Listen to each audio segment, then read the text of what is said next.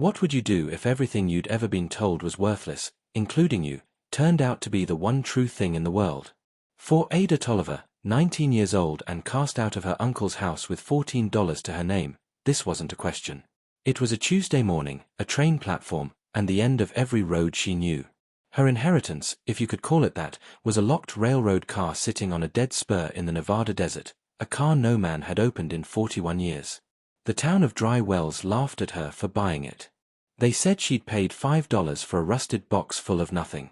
But beneath the floor of car number 61, under 12 copper rivets and a skin of boiler iron, something was waiting in the dark, something a dead man had hidden and prayed a stranger would one day find. Settle in, and let us know in the comments where you're watching from tonight. Independence, Missouri, 1888. Ezra Tolliver was a blacksmith. His daughter was Ada, and she was 1 year old, and she slept in a willow basket behind the forge where the air was warm and smelled of coal smoke and quenched iron. That was where she grew up, not in the house, but in the shop. Ezra Tolliver was a wide, quiet man with forearms like fence rails, and he believed that a child learned the world through her hands before she ever learned it through books. By the time Ada was 6, she could pump the bellows steady enough to hold a welding heat. By 9, she could name every hammer on the rack by its weight and its voice, the cross peen, the straight peen, the rounding hammer, the little ball peen her father used for rivet work.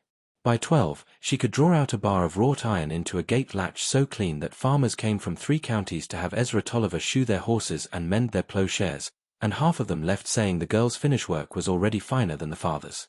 Ezra never said much. His lessons came out of him the way sparks come off iron, small, bright, and worth catching. "Fire's honest," he told her once, watching her work a heat. "It shows you exactly what the metal is. It don't flatter and it don't lie." And another time, when she was 14 and frustrated with a twisted scroll that would not come true, "Don't fight it, Ada. Iron's got a memory. It wants to go back to what it was. Your job ain't to beat it. Your job is to convince it." But the lesson that mattered, the lesson that would one day change everything, came on a summer evening when she was 16. Ezra took down a piece of stock from the shelf, a flat bar, and he tapped it with his hammer, and it sang. Then he tapped another bar, one that looked identical, and the sound came back dull and dead. "Hear that?" he said. "That second bar's got a flaw hid inside it. A cold shut. A hollow. You can't see it. But iron tells the truth to them that ask polite." He pressed the hammer into her palm. "You listen with this. The world is full of things that look solid and ain't, and things that look empty and ain't. Learn the sound. It'll never lie to you." When Ada turned 17, Ezra took 3 days off, the only 3 days he ever took, and he forged her a hammer of her own. 14 ounces, ball peen, the head polished like a mirror, the handle turned from a piece of hickory that had been a sapling the year she was born. Into the flat of the head, with a file, he cut her initials, A.T., so fine you had to turn it to the light to read them. "A woman who can work iron," he said, "will never have to beg." He was wrong about a great many things, as fathers are. But he was not wrong about that. The winter Ada turned 18, Ezra Tolliver began to cough. It was the blacksmith's cough, the one that comes from 40 years of breathing coal dust and forge fume in a shop with one window. The doctor in Independence called it miner's lung, though Ezra had never seen a mine, and he prescribed rest, which is the one medicine a man who owns his own shop cannot afford to take. Ezra lasted 11 months. He died on a Sunday in March of 1906, in the early morning, with the forge cold for the first time in 30 years and Ada sitting beside him holding his hand, which was still stained grey in the creases where the iron dust had worked into the skin and would never wash out. She did not cry at the funeral.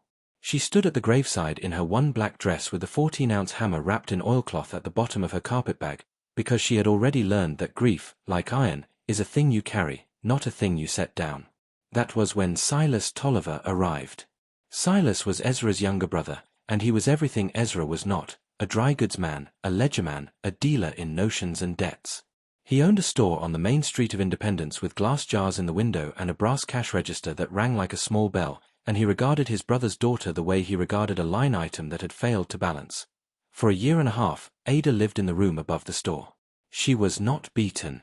She was not shouted at. It was worse than that, in its way. She was asterisk accounted for star. Every meal she ate was noted. Every yard of cloth for her dresses was entered. Silas's wife, a pale woman named Cora who had long ago learned to speak only in her husband's vocabulary, referred to Ada as the obligation, the way one might refer to a mortgage. And then, on a grey afternoon in October of 1907, when Ada was 19, Silas called her into the back office of the store. It was a small room, and it smelled of paper and kerosene. On the desk sat a ledger, open, and beside the ledger an envelope. Silas did not ask her to sit down. "Your father's estate," he said, "has been settled. The shop sold for less than its debts against this store. I carried the difference for 18 months, out of respect for my brother's memory." He turned the ledger so she could see the column of figures, ruled off in his fine, exact hand. "After the funeral expenses, the doctor, the stone, and your keep, there is a balance in your favor. $14. He slid the envelope across the desk. "The room above the store is needed for stock. The account," he said, "is closed." Ada looked at the ledger a long moment. Then she took the envelope, and she counted the money in front of him. Not because she doubted the figure, but because she understood, with the clarity her father had taught her, that this was a transaction, and a transaction deserved a witness, even if the only witness was the man himself. She packed that night. 1 black dress. 1 blue. 2 changes of underlinen. Her father's copy of the practical blacksmith its spine gone soft as cloth. A tin cup. A folding knife. And at the very bottom of the carpet bag, wrapped in oilcloth, the 14-ounce hammer with her initials filed into the head. In the morning, she walked to the train station, and she asked the ticket agent how far west $14 would carry her, and the agent, who was a kind man in a small way, studied his board and said, "There's a Spur line out of Reno. End of track is a place called Dry Wells, Nevada. Ticket $6 even." "Why does a railroad end there?" Ada asked. The agent shrugged. "Lady, everything ends there." The train took her 4 days, and each day the world grew emptier, as if the land itself were being drawn out under her like a bar of iron under a hammer, thinner, wider, harder. Missouri gave way to Kansas, all grass and sky. Kansas gave way to the long climb into Colorado, where the air thinned and the pines stood black against the snow. Then the desert came, Utah first, then Nevada, a country of white alkali flats and mountains the color of a forge at dusk, where the distances were so great that a man on horseback appeared and disappeared like a floor in glass. Ada sat with her carpet-bag on her knees and her father's hammer against her hip, and she watched the settled world fall away behind her, and she did not look back, because there was nothing behind her that had asked her to stay. Dry Wells, Nevada, announced itself as a water tower, a depot the size of a woodshed, 11 buildings along a single street of dust, and a cemetery on the hill that was, Ada noted, larger than the town. The train's conductor helped her down onto the platform, which was a courtesy the railroad extended to all passengers at Dry Wells, because there was no platform, only cinders. It was at the depot that she met Mr. Holcomb, the station agent, a man with a green eyeshade and the patient manner of someone who had outlasted 3 railroad companies. And it was Holcomb who, seeing a young woman alone with $8 left in the world, mentioned, in the way one mentions the weather, that the railroad was auctioning off the old rolling stock on the dead spur that Saturday. Condemned cars. Scrap, mostly. "There's one odd lot," he said. "Old pay car, number 61. Been sitting on that spur since before my time, since 1866, they say. Locked up tight. Company lost the keys decades back, or never had them. Couple of men tried to open her over the years. Padlocks rusted solid, doors seized. Nobody's gotten in." He adjusted his eyeshade. "Auctioneer'll start her at $1. Somebody might take her for the scrap iron, if anybody felt like doing the work, which nobody does." Ada was quiet a moment. Then she asked the question her father would have asked, the practical one, the one about the metal itself. "What kind of iron is she?" Holcomb blinked at her. "Now that," he said, "is the first time anybody's ever asked me that." The auction took place on Saturday morning, in a wind that carried dust off the flats, with 9 men in attendance, all of them locals, all of them amused. 2 flat cars went for scrap price to a mine outfit. A splintered coach went to a rancher who wanted the oak. And then the auctioneer, a cheerful man with a voice like a handbell, came to lot number 4.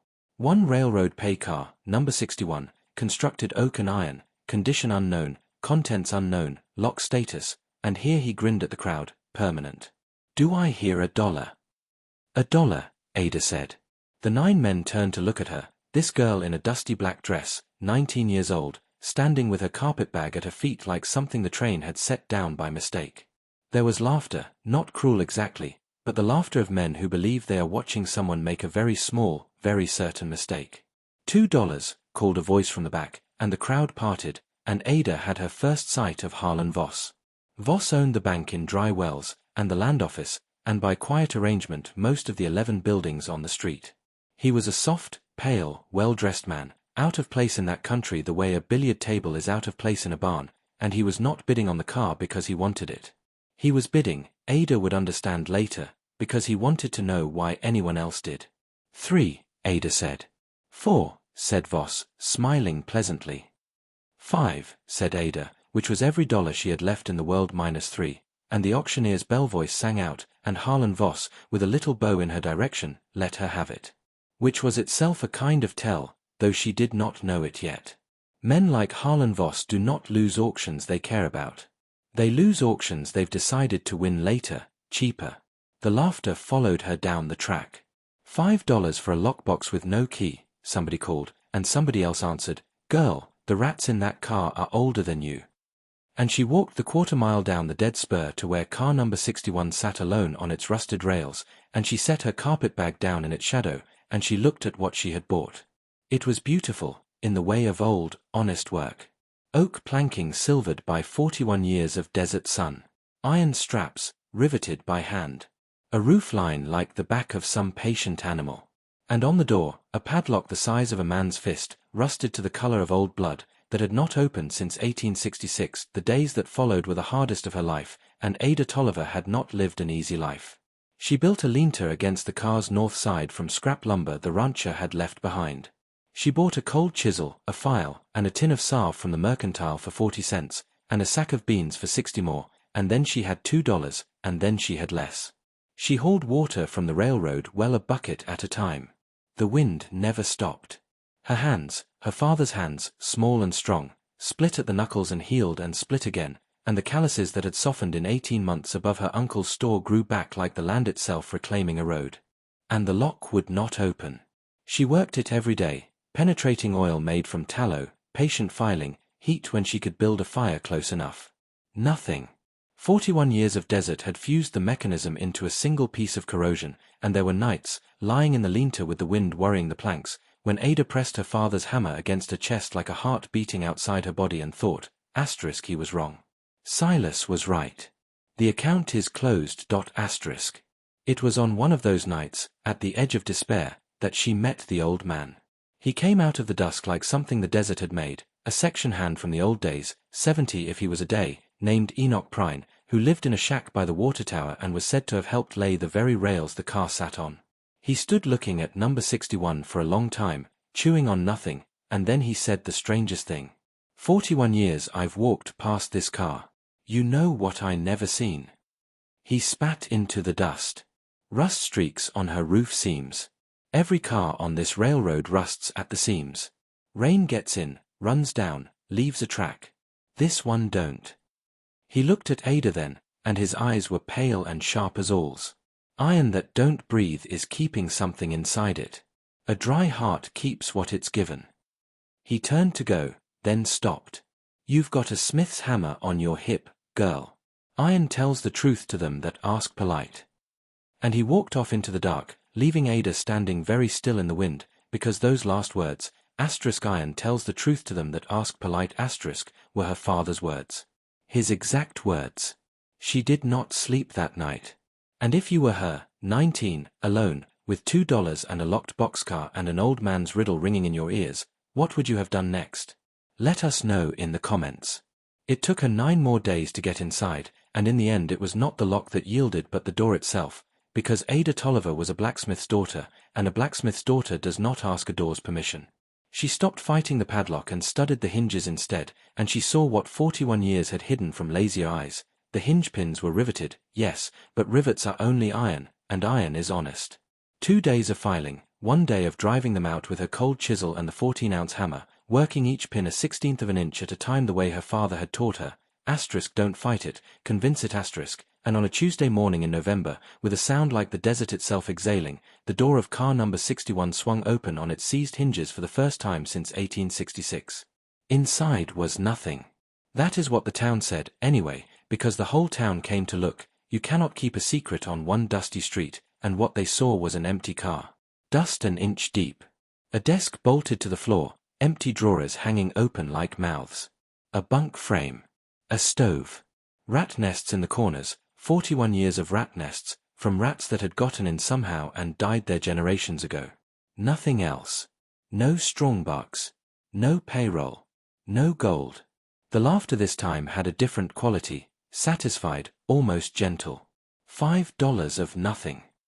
And Harlan Voss came down the spur that afternoon in his good coat, and he walked once around the inside of the car, and he knocked on a wall. Ada noticed that. He knocked on the *wall's *, and then he stood in the doorway and smiled his pleasant smile and offered her $15 for it, as a kindness. For the scrap, he said. A girl could do worse than a 300% return. No, Ada said. 40, then. Still smiling. Watching her face, not the car. No. She did not know why she refused. That is the truth of it. The car was empty. $40 was a fortune to her.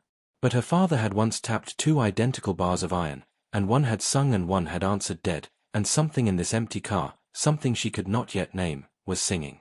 She found it 3 days later, on her knees. She was sweeping out the dust, preparing the car to be lived in, because a blacksmith's daughter wastes nothing and the car was at least a roof.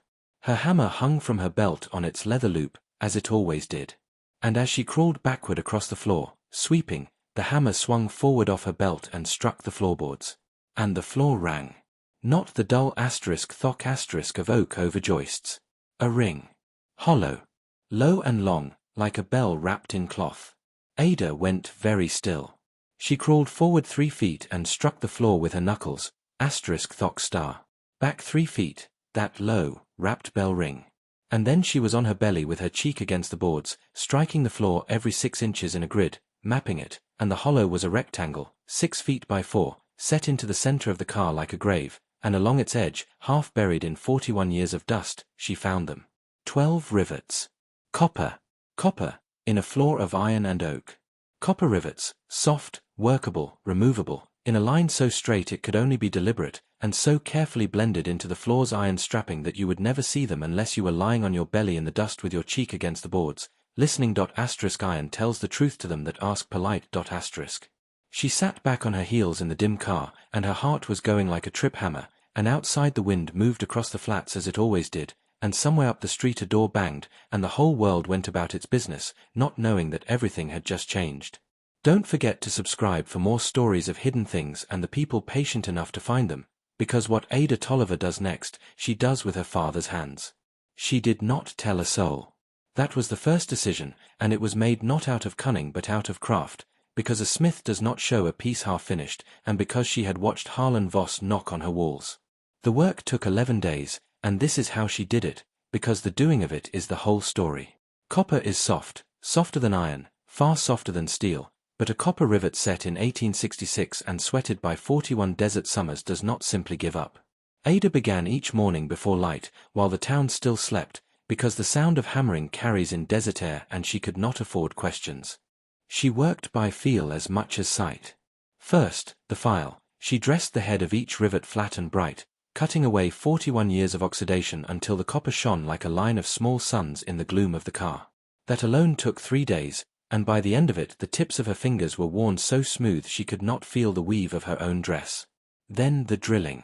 She had no brace and bit fit for the work, so she did what her father had taught her to do when the tool doesn't exist. She made one.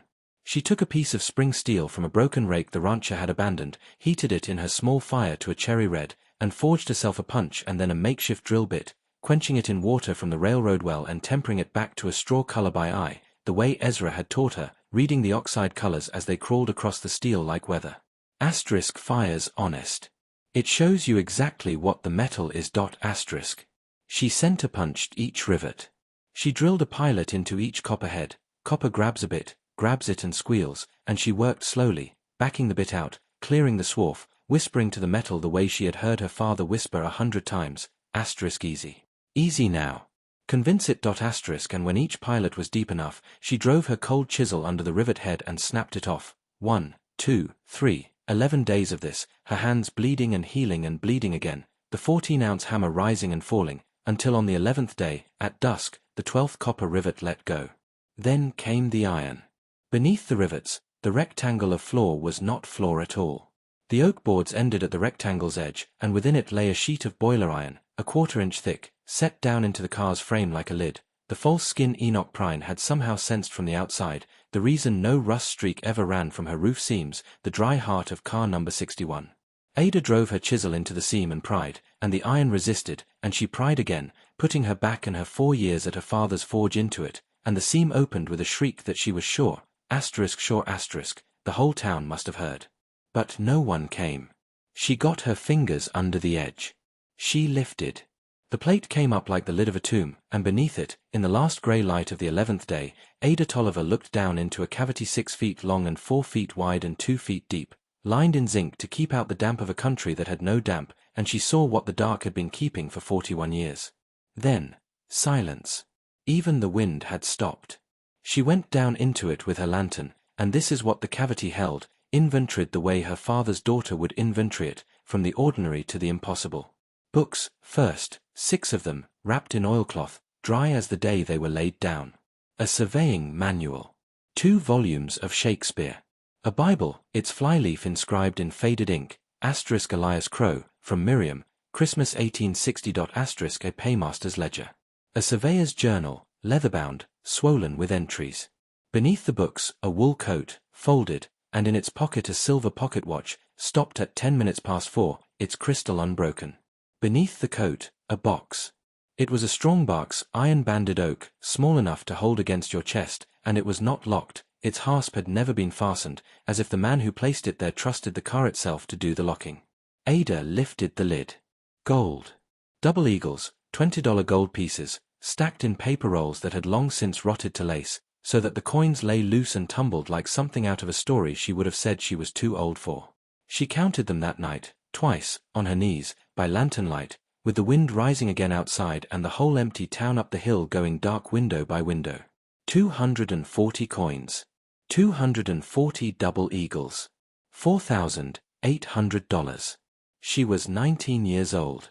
That morning she had owned $2.40. And at the bottom of the strongbox, wrapped in a square of faded calico that had once been blue, she found the 2 things that mattered most, though she did not know it yet. The first was small and wooden and made by hand, a carved bluebird, no longer than her thumb, its wings half spread, its paint worn away on the breast where a small thumb had once rubbed it, over and over, for comfort. A child's toy. The second was an envelope, brown with age, sealed with black wax, and addressed in a fine, precise hand to no one and to everyone. Asterisk asterisk asterisk to whoever finds this. Asterisk asterisk asterisk. She broke the seal and read, and the letter said, asterisk my name is Elias Crow, and I was paymaster for the Western Slope Construction Company, and I write this in October of 1866, in a country I have come to hate and love in equal measure, not knowing if any hand will ever read it. Asterisk. Asterisk I was an honest man. I say that first because by the time you read this, if you ever do, the record will say otherwise. The record will say that Paymaster Crow ran off with the company's payroll in the fall of 1866, $20,000 it will say, though it was never more than the 4,800 you have found, and that he was found dead on the trail east of here, and good riddance. That is the story that was told. It is a lie, and here is the truth of it. Asterisk. Asterisk the superintendent of this line was a man named Aldous Voss. For 2 years he skimmed the wages of the grading crews, men who died of the sun and the blasting powder for $3 a day, and he kept 2 sets of books, and I found the second set. When I told him I would carry the matter to the company's directors in Omaha, he moved first, as such men do.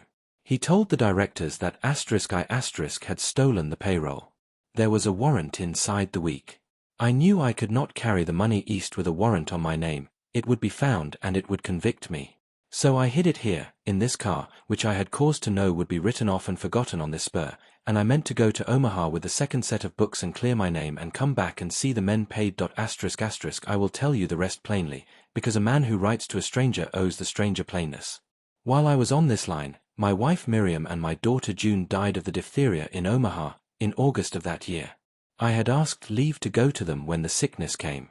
Leave was refused, there was a payroll to carry.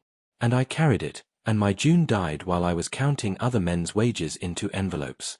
She was 6 years old. The bluebird in this box was hers. I carved it for her in the winter of 1864, and she rubbed the paint off its breast with her thumb when she was frightened, and when they laid her in the ground her mother was already 3 days in it, and I was here, in this desert, doing my duty. I do not expect you to pity me. I expect, if I am honest, to be dead before this is read, for Aldous Voss has friends on the trail and I do not believe I will reach Omaha. So I will tell you what I want, stranger, and then I will be done. The money is yours. I give it freely to whatever hand was patient enough and skilled enough to find it, for I have locked it in iron and copper, and only a worker in metal will ever raise that floor, and I would rather it go to a worker than to the men who run the world. But I ask 2 things, as a debt of honor from one worker to another. First, see the men are paid. The company folded, and the grading crews of 65 and 66 went home short, and if any of them or theirs are yet alive, make it right, as much as you can. Second, make this place live again. I do not know what this country will be when you read this. But I know that things built on stolen wages stay dead, and things built on honest iron come back to life. Make it live. That is all. Forgive an old man's long letter. You hold in your hands the whole of what I was, and I find I do not mind giving it to you. Elias Crow, paymaster. October 11th, 1866. Ada read the letter 3 times in the lantern light, and then she sat a long while in the dark of the car, holding a dead child's bluebird in one hand and a dead man's last words in the other, and outside the desert wind moved over car number 61 as it had for 41 years, and for the first time since her father died, Ada Tolliver put her face in her hands and wept, not for herself, but for June Crow, 6 years old, who had died frightened in August of 1866 with her thumb on a wooden bird, while her father counted wages in the desert. What would you have done with that letter? Kept the gold and gone?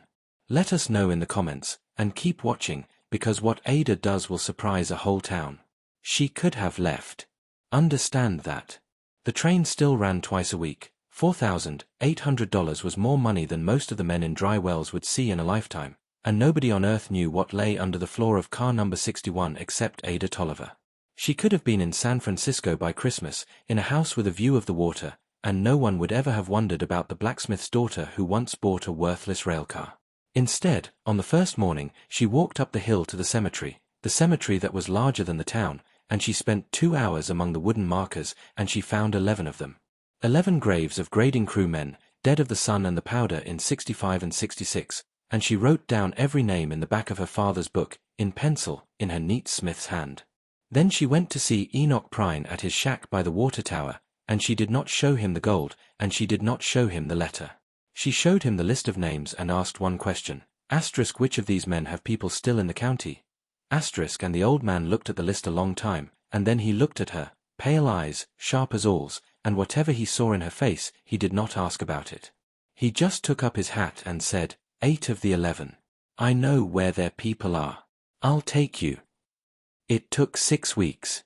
A widow in a dugout 40 miles north received an envelope, her husband's back wages from 1866, figured to the day, with interest, $112 in gold. A rancher dying of the same lung sickness that had taken Ezra Tolliver received his father's pay, $140, and sat holding it like a letter from the dead.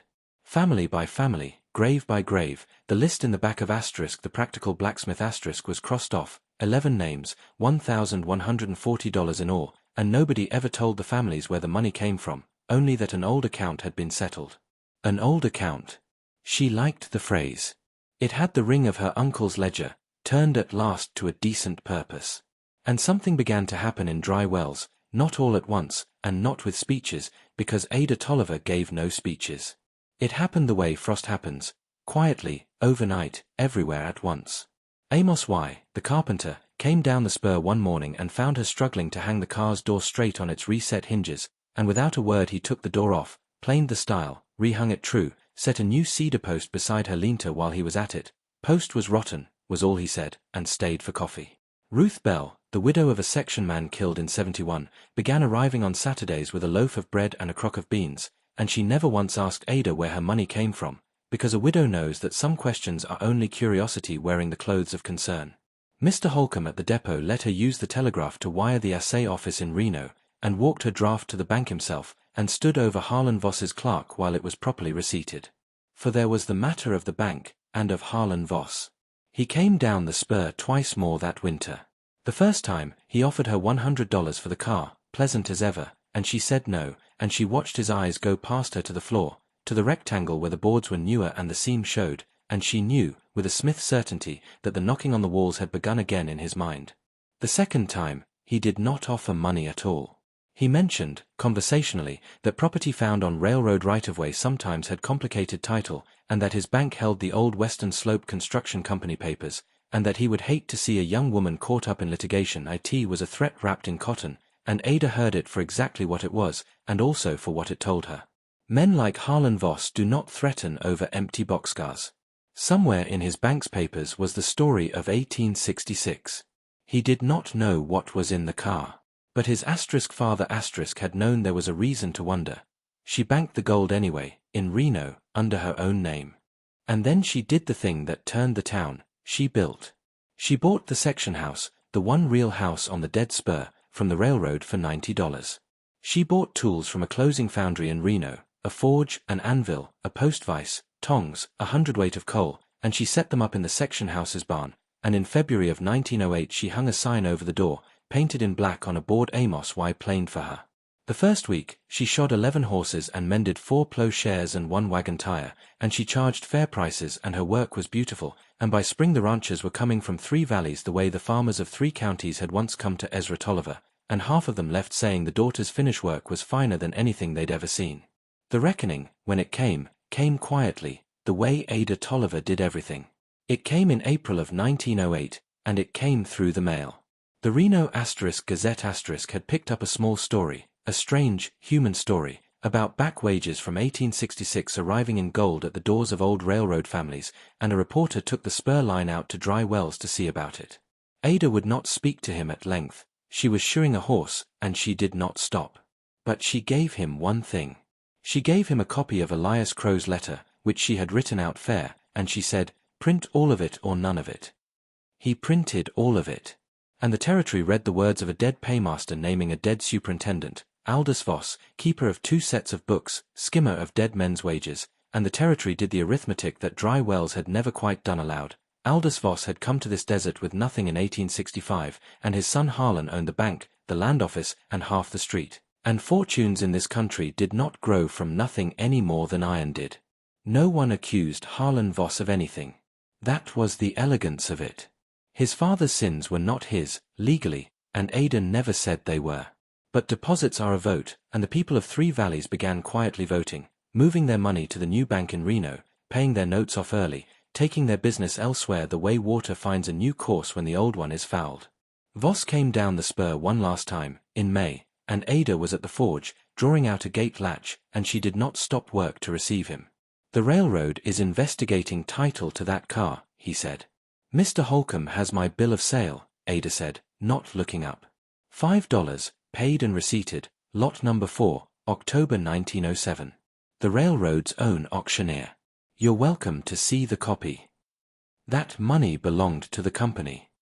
Ada set the latch in the fire and worked the bellows once, twice, and watched the heat come up, and then she looked at him, and Harlan Voss, who had handled the dissolution of the Western Slope Construction Company and knew its papers better than any man alive, saw in her steady face the thing he had feared since the day he let a 19-year-old girl win an auction for $5, she knows. She has known all along. The company, Ada said, is 41 years dead. It was buried next to Elias Crow's name. The letters in the paper, Mr. Voss, all of it, as agreed. What the county chooses to think about your father's second set of books is the county's business. Mine is iron. He left. By the following spring, the bank in Dry Wells had closed its doors, and Harlan Voss had gone to San Francisco, where money that doesn't ask questions goes to live among its own kind. He was never charged with anything. He simply became, all at once and forever, irrelevant, a man knocking on walls that no longer had anything behind them. And Uncle Silas. Uncle Silas wrote too, that summer, on the store's letterhead, in his fine exact hand. The letter said that as Ada's nearest kin and former guardian, he had a claim on any inheritance discovered to be part of her father's estate, and that he was prepared to be reasonable. Ada read it once at the forge, in the light of the fire. Then she sat down and wrote a reply in full, and it said, Asterisk enclosed find $14, the exact balance of my father's account as settled by your ledger, October 1907, returned with thanks. The account is closed. Asterisk. She never heard from him again. A year passed, and then another season, and the desert did what the desert does to the things people build. It tested them, and it kept the honest ones. By the fall of 1908, Tolliver Forge was a name spoken 3 valleys wide. Ada had taken on a boy from the Ruthbell side of town, a quiet 14-year-old named Thomas, who pumped the bellows steady enough to hold a welding heat and was learning to name the hammers by their weight and their voice. Amos Y. had built her a proper shop front with double doors that swung true. Ruthbell's bread still arrived on Saturdays, and Ada's coffee, strong enough to float a horseshoe, Amos said, was ready for it, and the two of them drank it on the steps of car number 61 in the Saturday morning sun, because that had become the ritual, and rituals in a hard country are the beams that hold a life up. The car itself had come back to life, exactly as Elias Crow had asked. Ada had floored it and windowed it and whitewashed it, and it sat on its old spur beside the forge serving as the forge's office and the town's reading room, for she had written to a subscription society back east and filled its shelves with books, and on winter evenings the lamps of car number 61 were lit, and half of Dry Wells could be found in there, out of the wind, reading.